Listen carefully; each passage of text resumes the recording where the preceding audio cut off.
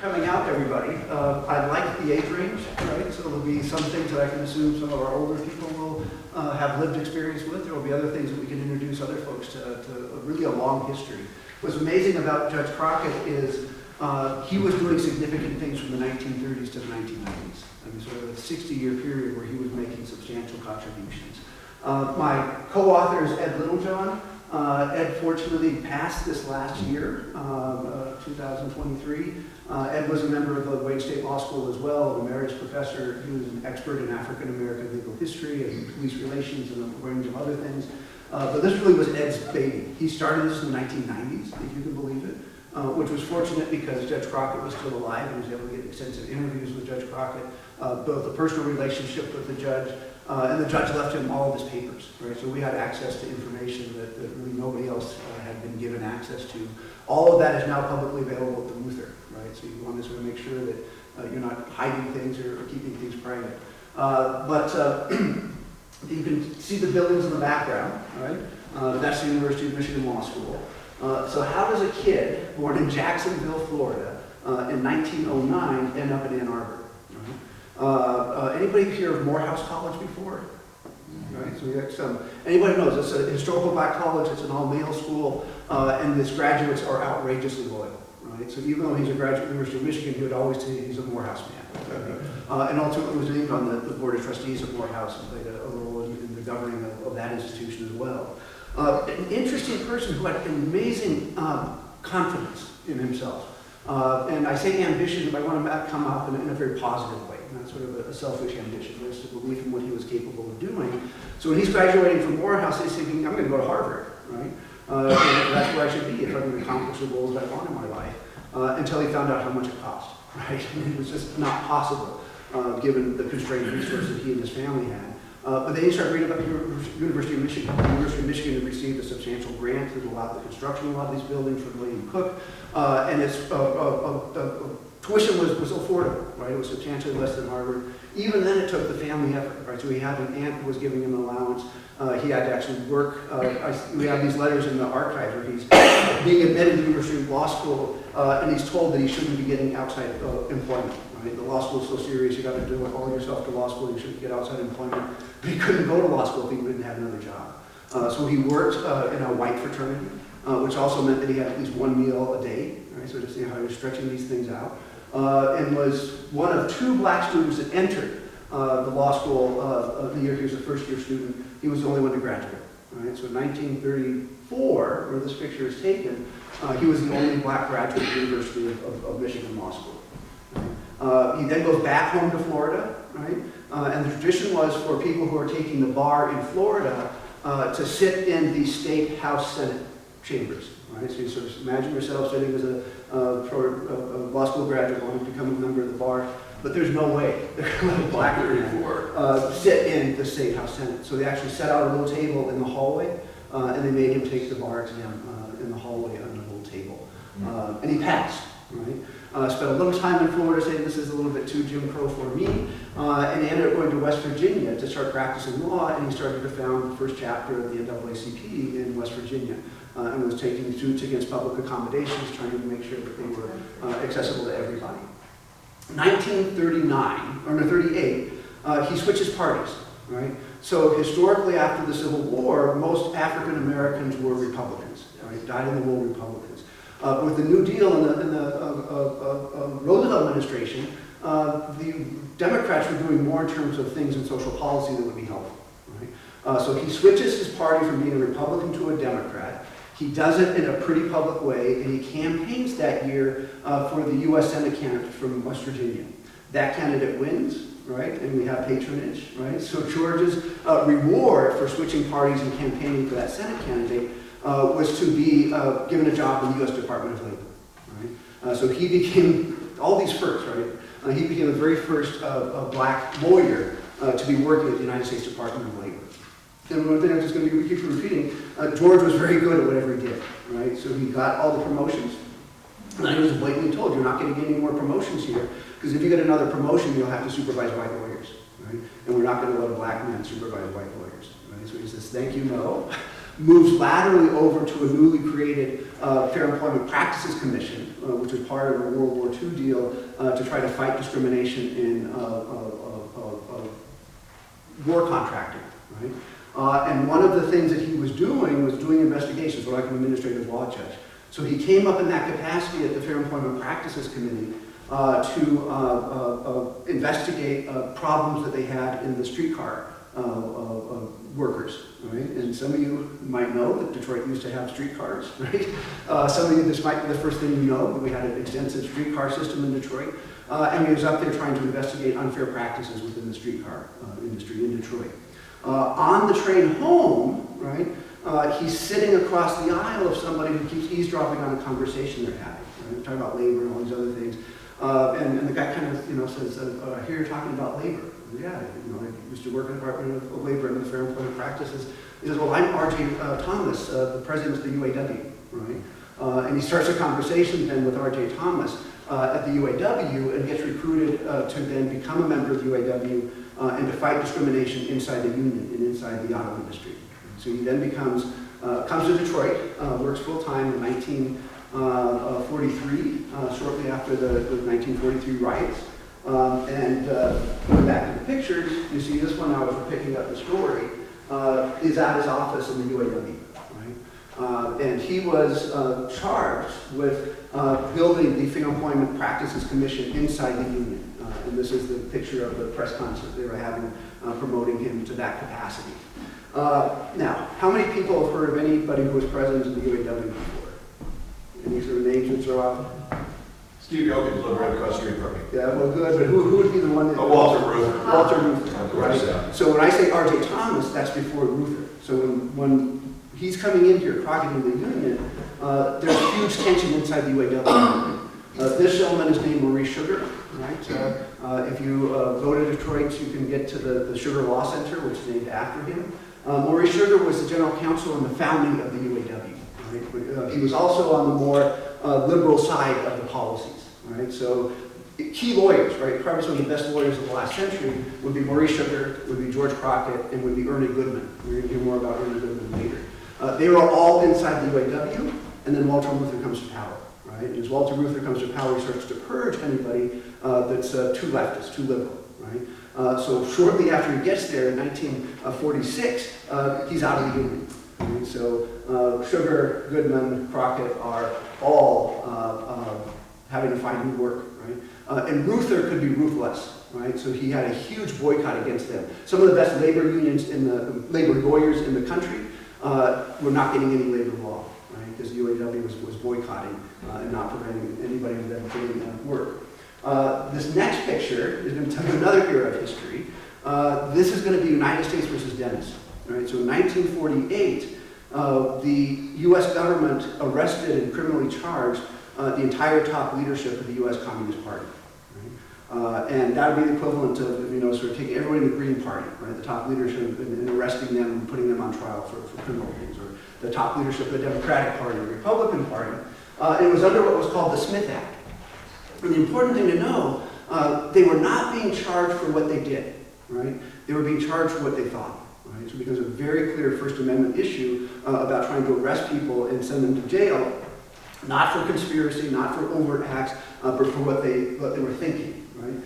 They then looked to their logical constituency, labor lawyers, to defend them. Right? So Maurice Sugar was asked to be part of the defense team. Another kind of sub-wrinkle, Maurice Sugar couldn't act as a lawyer in federal court because he was disbarred.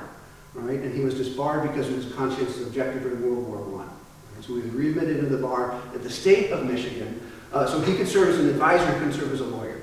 Right? It was very important for the Communist Party to have an integrated defense team. And there's a whole history and intention about the Communist Party's support for civil rights, right, and particularly for African American civil rights. And the very first lawyer that they went to was Charles Hamilton Houston. Right? And if you don't know that name, he was the person who taught Thurgood Marshall how to be a civil rights lawyer. Right? Probably the most important architect of civil rights movement for the NAACP. But they weren't paying very much, right? And Houston was at a point in life where he needed income, so he couldn't take it, right?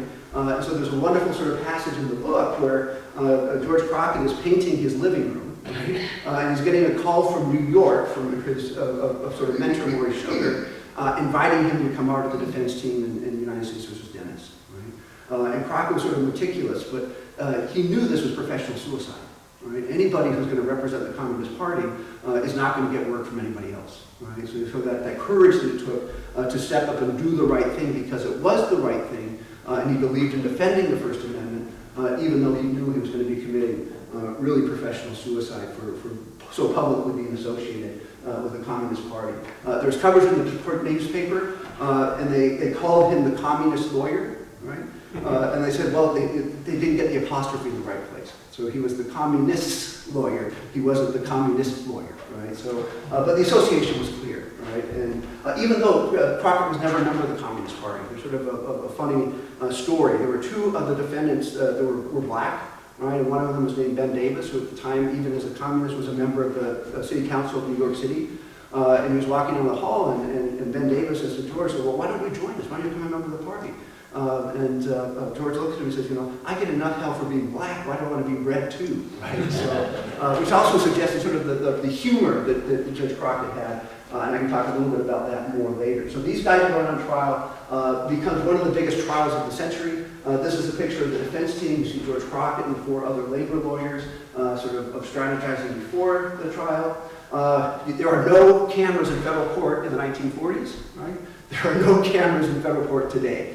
Right, so there was a Life magazine article that had some really wonderful sketches, and those are some of the only images that you're going to find what was happening inside the trial. So that's Judge Medina, you're seeing members of the jury, and this is incredibly politically charged.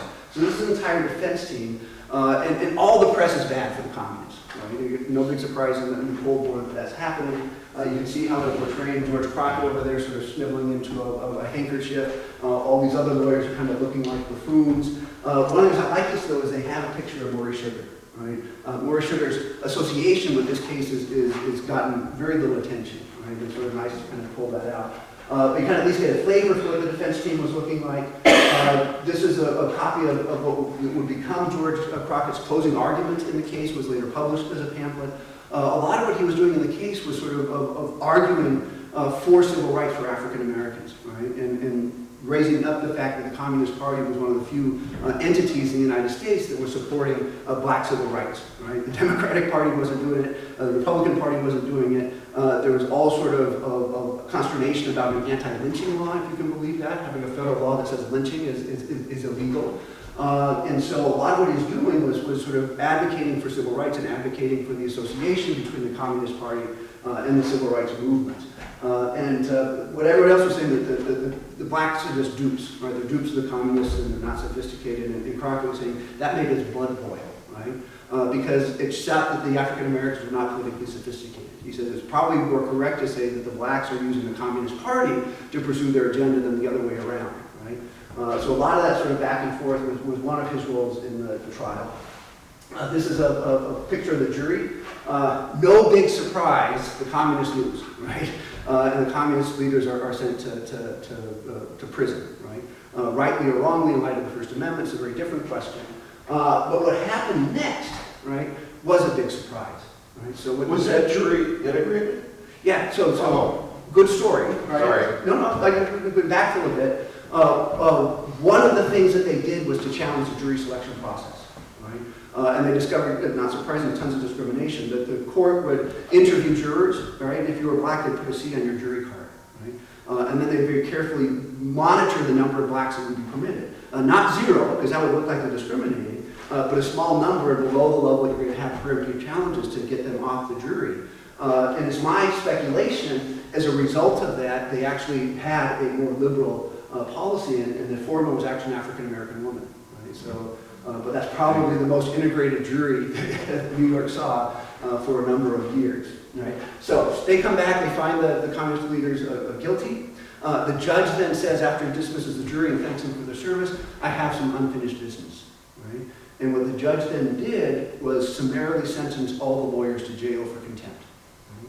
So for doing political suicide in his work, he was then sentenced for 4 months in jail. This is a little bit out of sequence, but you see the lawyers, some of them with handcuffs, getting ready for their perp walk. This picture was taken from the New York Times. I say it's a little out of sequence because they had to go through a series of appeals and ultimately up to the Supreme Court before the convictions for contempt were going to be upheld. Right? So we'll come back to that story, but you just have to again imagine the consequences of doing what you think is right, making huge personal sacrifices doing it, and then facing a prison sentence as a result. Not only a prison sentence, he faced disbarment when he got back to Michigan. Right? So here is a lawyer, graduate University of Michigan Law School, now facing jail time and now facing disbarment when he gets back to the state.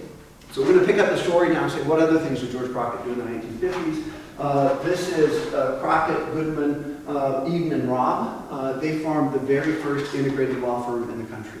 Right? So one thing you associate George Crockett with is that integrated practice of law. And throughout the 1950s, they were fighting the Cold War, right? And they were taking the cases nobody else would. Anybody recognize this gentleman? Right? So this is Coleman A. Young in the 1950s, right? And George Crockett's his lawyer. And the HUAC, the House Un-American Activities Conference, came to Detroit for 2 series of hearings in 1952. And the only people who would represent people was Goodman and Crockett, right? And they were targeting labor leaders and they're targeting members of the black left, right? Those are the 2 biggest categories of folks that were being called up. One of those being Coleman A. Young, right? Has anybody heard the actual tape of this? Right? You can actually Google it. So they actually, the people turned it into a record and sold it in black neighborhoods. Because Coleman made the congressmen look like fools, right? Just completely turned the tables on them and just made them all look like fools and idiots.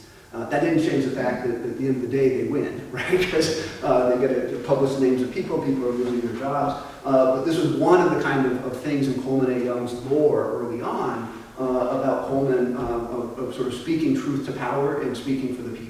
And George Crockett is the one at his side. In that. He was a state representative before he became mayor of Detroit. Yeah, so of state senate, I think. State senate, sorry.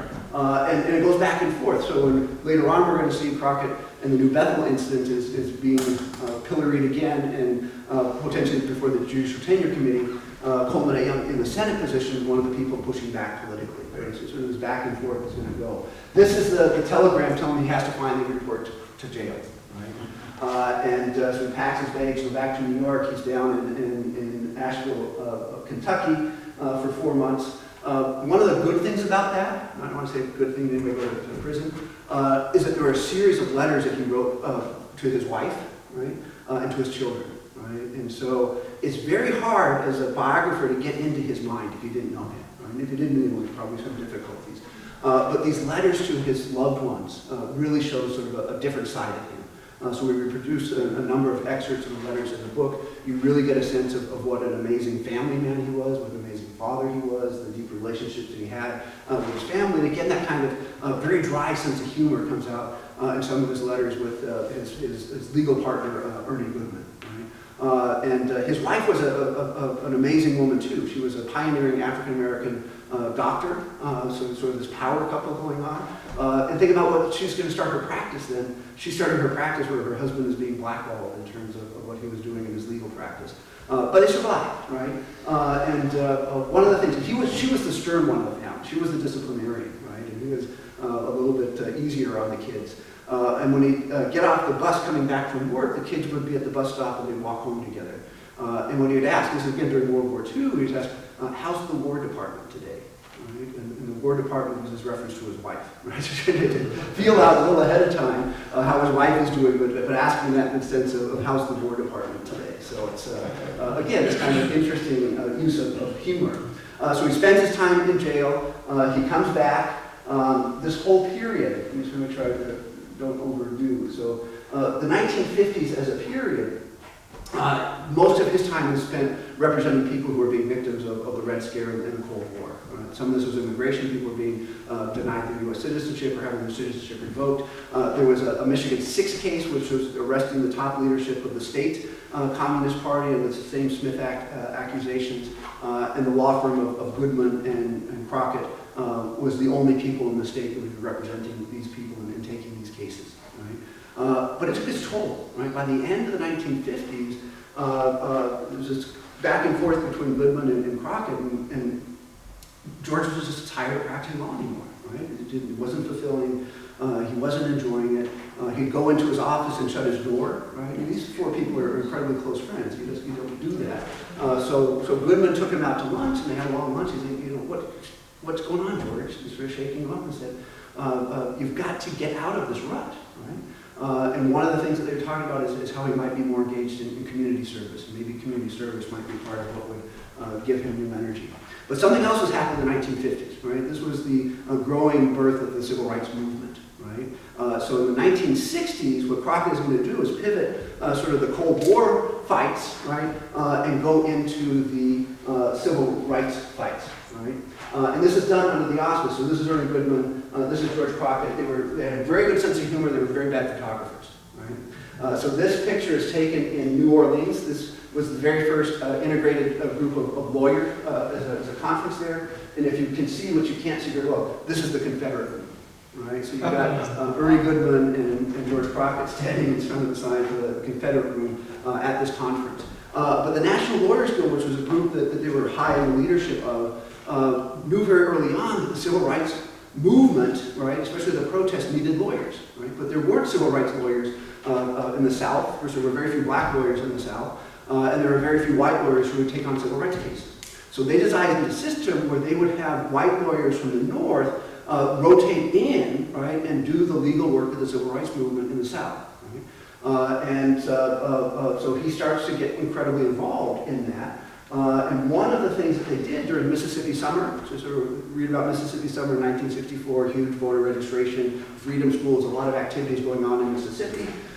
They established an office for that summer to have the lawyers come through. And George Crockett ran that office. Right? So he was down there the entire time. And one of the key things you had to do is you had to get people out on bail. Right?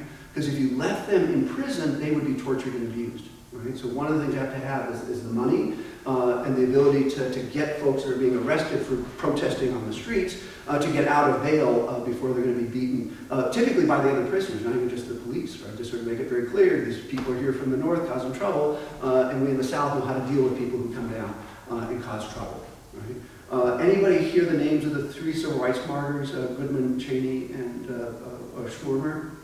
Right? The story very early on in that protest. They were investigating church burning in Philadelphia, Mississippi. On the way home, they were arrested for an alleged traffic incident. They were released from jail from the traffic incident. They were abducted and brutally murdered, and their bodies dumped in a dam that they wouldn't find for months. Right? One of the people they talked to before going to investigate the bombing was George Crockett. Right? Because they wanted to know what was necessary to bring the civil rights case out of the church burning. Right? And so you can see how closely George Crockett is to events in history. There's an episode in one of the interviews that was going into the documentary, and then the interviewer said, well, were you scared? Right? He said, of course I was scared down there, until I met my first client. Right? And saw how brutally he had been beaten, and the sort of scars and the wounds on his back. And then he said, I'm just angry. Right? And he's sort of motivated by that righteous anger to get him through the very difficult times that he's having down during that summer. Another Jet magazine, again for the folks that want to go into the footnotes of history, this is Clardy Shropshire, then Clardy Markham, who became an important circuit court judge here in Wayne County. This is Anna Diggs, who became Anna Diggs Taylor, who became a very important federal judge on their return. But they are down there in Mississippi Summer as part of the Guild Project, taking incredible risks. And Clardy Markham ran the office the following year. Right? So again, the bravery of a black woman going down there in Mississippi, running that legal office during a very, very tumultuous time.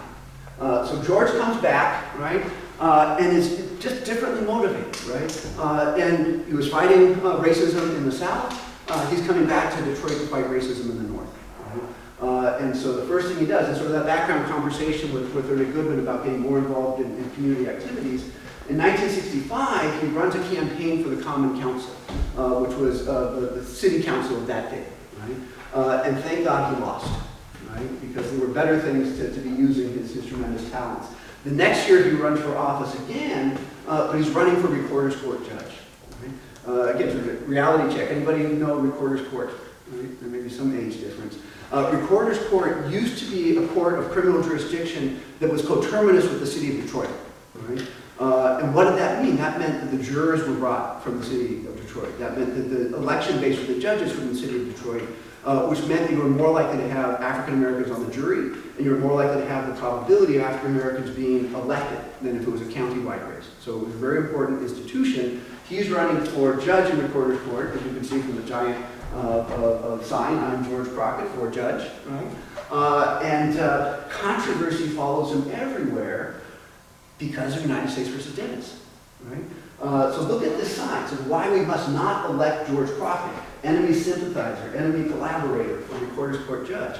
And only 2 steps removed from this is J. Edgar Hoover, right? So if you can imagine, other people have done the documentation. We just were taking secondary materials, but very clearly documented that the head of the FBI didn't want somebody who was a lawyer for the communists to be in any elected position anywhere in the country, right? So he's behind the scenes, the FBI, feeding these kind of things into right-wing organizations in Detroit, and these are the things going up on telephone poles, right? So that's the attack on the right, right? Anybody want to guess where the attack on the more left or the more establishment is going to come from? Walter Reuther. Yeah. Right? As I said, Reuther could be ruthless, right? So he originally had support from both the 13th district and from the UAW, and then Reuther made very clear that that support is going to be withdrawn, right? And the UAW became a vocal opponent of Crockett in the 1966 election. This was also a key moment for the growth of black political independence, right? Because an article then comes out, advertisement in the Michigan Chronicle, the African American newspaper, saying we will not be told by Solidarity how who to vote for. So basically, we're not going to let white liberals, not letting the UAW tell us who to vote for, and you have these sort of seeds of increasing political independence amongst the African American community, and despite those oppositions from the right and the left, he wins the election, right? Because the black community knew George Crockett, the black community supported George Crockett. So you have one of your first African-American judges. There were about 3 before, so I want to say he's the first. But he has a whole different mindset about how to approach justice, right? And this really hyper sense of principle and belief in the Constitution, right? Kind of this irony. A Constitution that never did anything for him in some respects is a Constitution he wants to have come alive and actually make a difference in people's lives. So the election was 1966. He assumes office on January 1st, 1967, and we all know nothing interesting happened in Detroit in 1967. Right? So that's going to be the 67 rebellion, right? That other people call the riots. And at that point, they had mass arrests. Right? There were so many people being arrested. They were being held in cages on Belleville Island.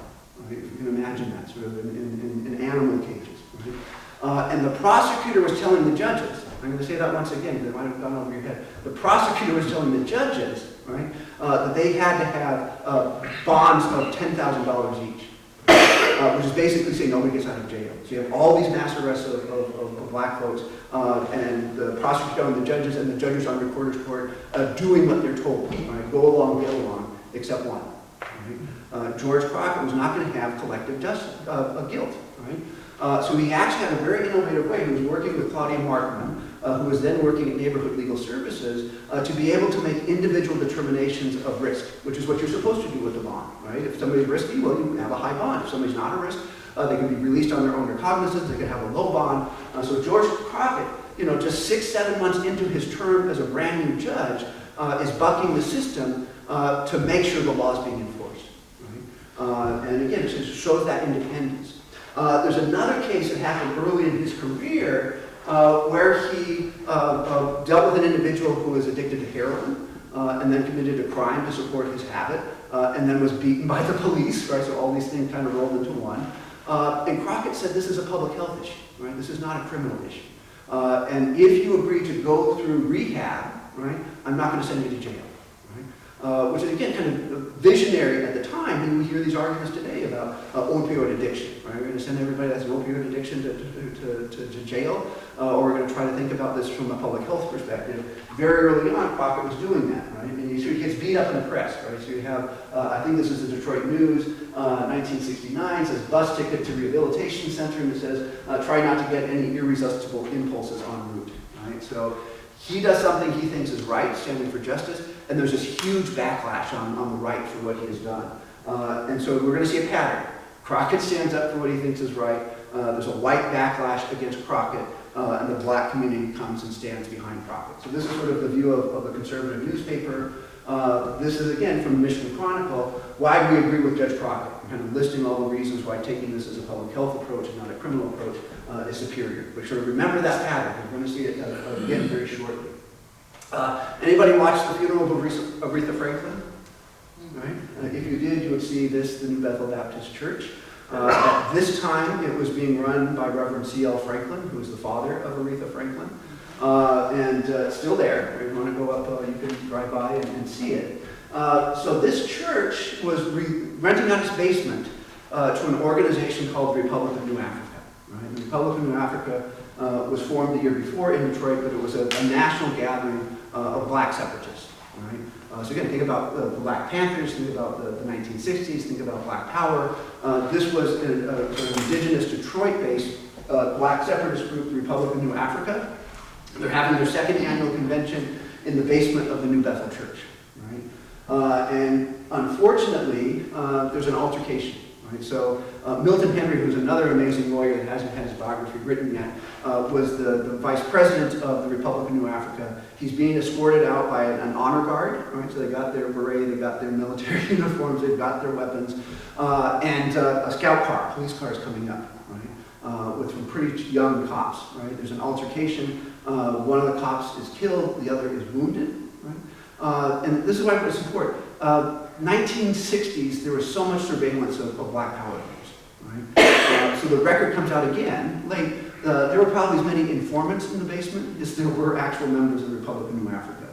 You had informants for the FBI, you had informants for the state police, you had informants for the Red Squad, which was part of the Detroit Police Department.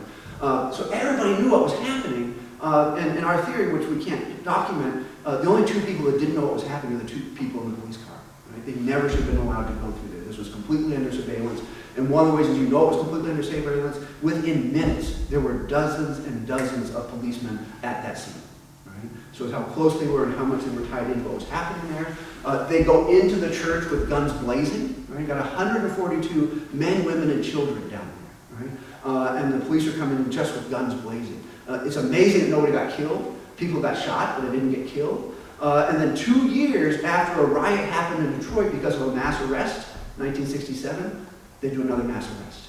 Right? So they take every man, woman, and child. This is the cover photo, right? They're sort of down in custody in the basement of that church, put on a bus, taken to the first police precinct downtown, held in unsanitary conditions. C.L. Franklin's pissed off. Jimmy Del Rio, who's a black state representative, is pissed off. They go down to the police department, try to get action taken on their behalf. They're not getting any luck. So what do at 5 a.m. in the morning? They knock on Judge Crockett's door. Right? So he gets the knock on the door. The first thing that goes through his mind is, my God, we're going to have another riot. Right? And the police had gone into tactical defense already. They were on the roofs already with long guns and rifles, anticipating there would be more trouble. Right? So Crockett, anybody know what a writ of habeas corpus is? You get your legal education in one night but it's basically saying the government has to present evidence to hold you. Right? If the government doesn't have evidence, you can have a writ of habeas corpus, and if there's no evidence, the judge can release you. Right? Order you released because there's no basis for you being held. Right? So Judge Crockett has his writ of habeas corpus in hand at his apartment, gets dressed, and within an hour is down at the police department. And this is probably one of my favorite pictures in the book. He's always stylish. He's got his fedora on over here. And he's at the desk sergeant. He's saying, I want a list of everybody who's been detained. They didn't have a list. He says, I want to see the police commissioner, and I want to have a courtroom space made available immediately to start having a habeas corpus petition. And this is, 6:30, 7 o'clock on a Sunday morning. Right? This is Crockett justice. Right? This is somebody who knows what he thinks is right, is willing to take huge risks and sacrifices to do what he thinks is right. He's given the space in the courtroom. He starts to hold habeas petitions. And anybody the government doesn't have evidence to hold, he starts to release. Right? And that's going on until the prosecutor comes. Right? And the prosecutor starts to countermand the judge's word. Right? Saying, don't release him. So what does Judge Crockett do? Holds him in contempt. Right? But to show evolution in the contempt process, The better practice now, and it's actually the law now, which was not the law when Crockett was held in contempt, is that if it's a personal relationship or personal thing with the judge and the individual, it has to go to a different judge. Right? So you need an impartial decision maker, you need the right to be heard to protect due process. So even though he holds him in contempt, he doesn't sentence him, he puts it in the system for it to be processed elsewhere. Right? Then he says, okay, we're going to hold a court in my courthouse at 2 o'clock this afternoon, and then continue to release the prisoners. Right? So at the end of the day, and the key kind of small fact is, the prosecutor agrees to the releases, right? Because they see that there's no evidence, right? There's a fight over 9 of them that had a paraffin test, and there were 2 that are actually held over, right?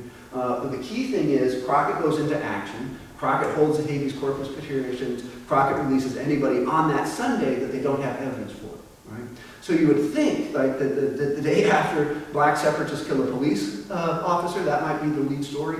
The news that comes out is a huge backlash again against Crockett. And just this firestorm about what the hell's going on with the black judge going in there to the police station and releasing people. Right? So these are police officers protesting Crockett, right? And you see the sign, Crockett Justice, release killers, prosecute prosecutors, give license to kill police. Right?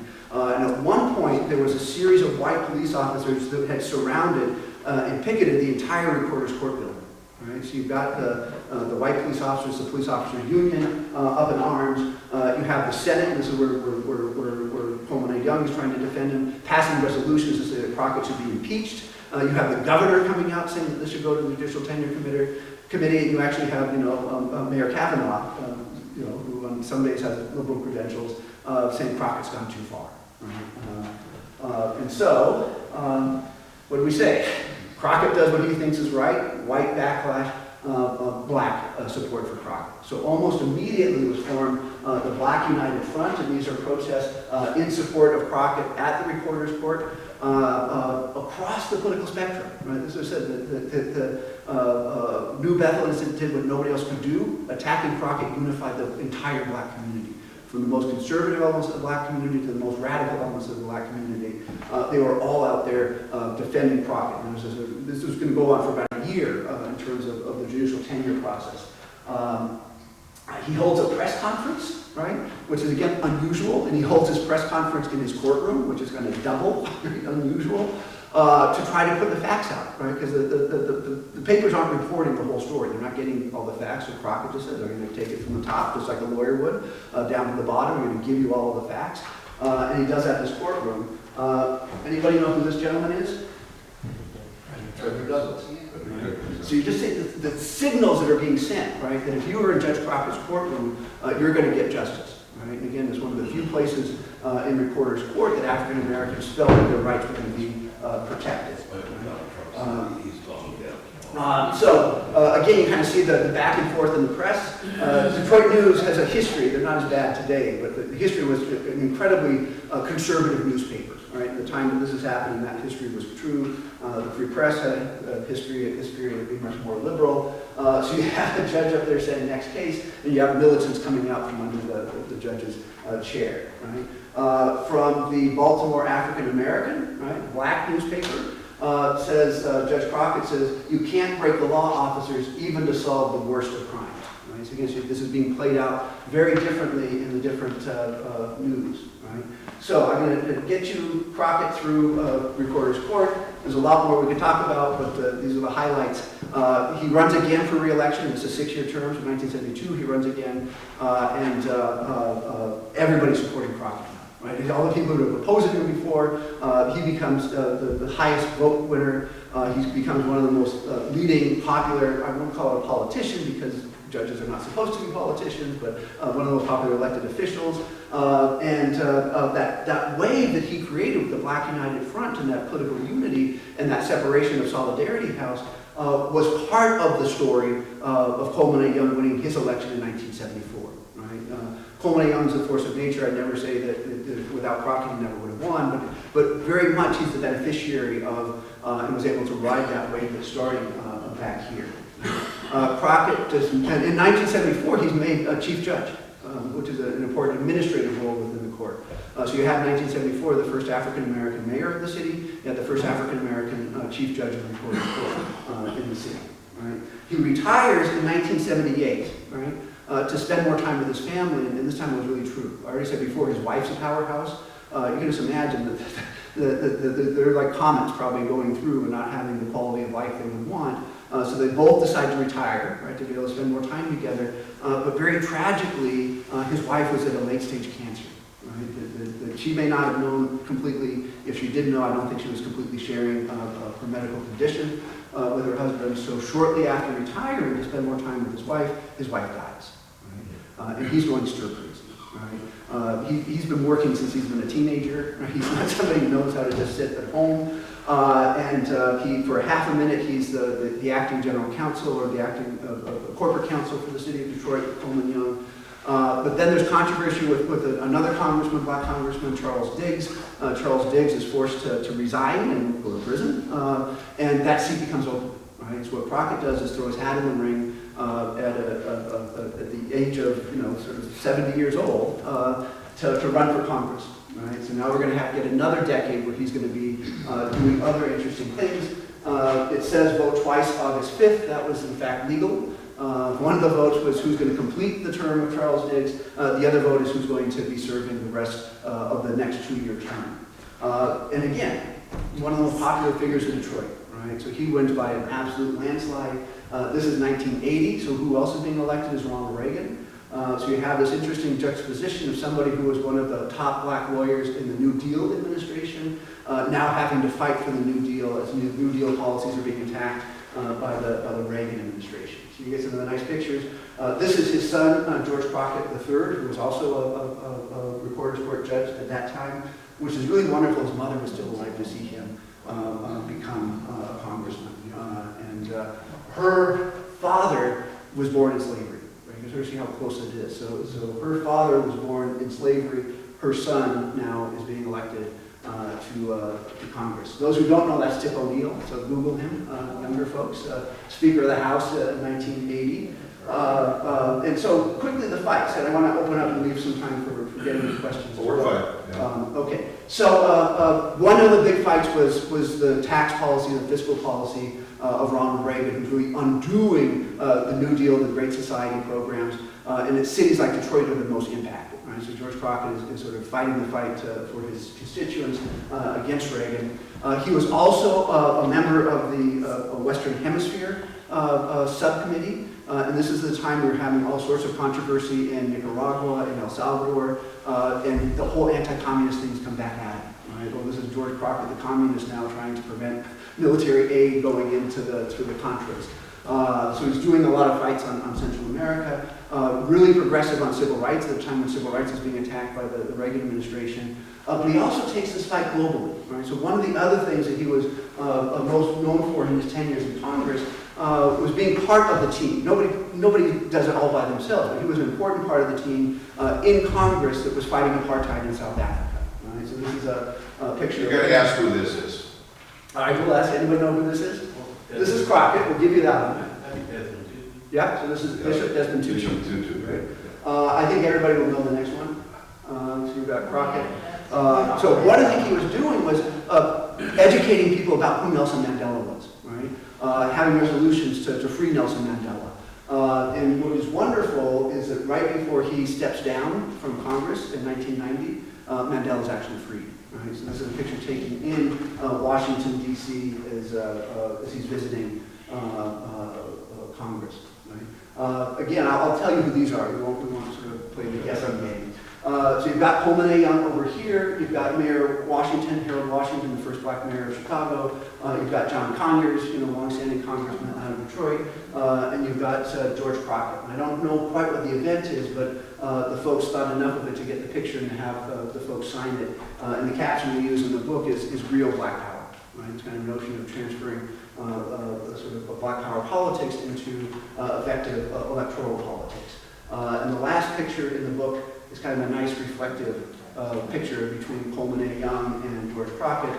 And to me, I kind of juxtapose that with the 1952 picture where you see both of those gentlemen again, but you see Crockett defending Young before the House of Americans Activities Committee. So I think an amazing story. We use a lot of long quotes, so you actually get to hear Judge Crockett's own voice. And it feels like he's speaking to folks today. Right? So it's really important. I'm glad there are young folks here. It was very important to Ed that this become accessible to folks.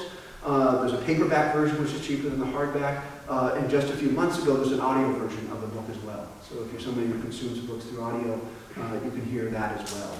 But the quotes really do come out and say, he's talking about police brutality. He's talking about all of the issues that are alive today, sadly, right? But he's talking about it with an incredibly strong, different voice than the voices that we typically are hearing addressing those issues today. Who reads the book? You're not the... No. If you had heard Ed's voice, you just would have loved it. Ed could have done it. And then, does the book on a recording have Judge Crockett's voice in it at all? No. Oh, no. shoot. So, but as I was explaining, there is a documentary that we've unearthed that has not had public viewing. So we are going to start showing the documentary in conjunction with the book so people can have a multimedia kind of experience, hearing Crockett's voice in his own voice. But questions? Anybody want to have a comment, a reaction, a question? Happy to conversation with you. So Mayor Young was in until 94, but Crockett left in 91? Yeah, so Crockett stepped down in 1990, finally actually retiring, and lived another 8 years, I think, to about 1998. But the irony is, it was Judge Medina was the judge in the U.S. v. Dennis case. He had passed shortly before Crockett's decision not to run for re-election. So Crockett's speech to his colleagues saying he's not running for election is a nice, interesting reprise of the U.S. versus Dennis. And his point there is that he was sent to jail, right, because of this judge, and now he's in a position on the Judiciary Committee overseeing the federal judiciary and the federal prisons that he was once a resident of. I mean, I'd also say that having gone to prison made him kind of uniquely qualified to sentence folks. That he knew, right, what that meant. He knew what the consequences of those actions were, in which case most judges didn't. Very good. Any other questions?